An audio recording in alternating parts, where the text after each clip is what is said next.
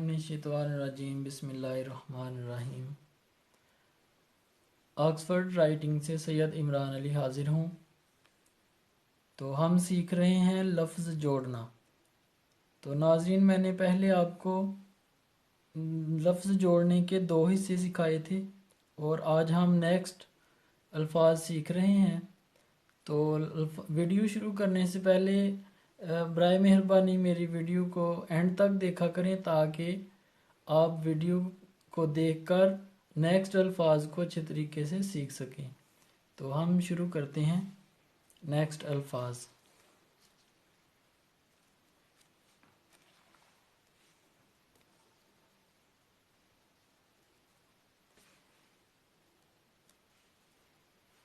तो आज हम सीन के साथ सीख रहे हैं।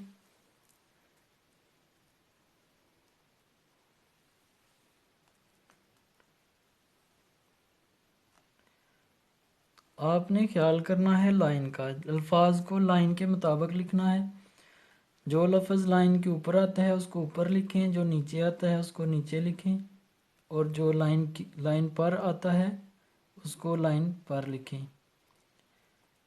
जीम या इस तरह के गुलाई वाले जितने भी अल्फाज होते हैं ये लाइन के 1% नीचे लिखे जाते हैं, तकरीबन 1%, क्योंकि अगर हम ज़्यादा नीचे लिखेंगे तो नीचे इस लाइन पे जो लफ्ज़ लिखा जाएगा वो इसके साथ टच करेगा, तो उससे राइटिंग ख़राब होगी।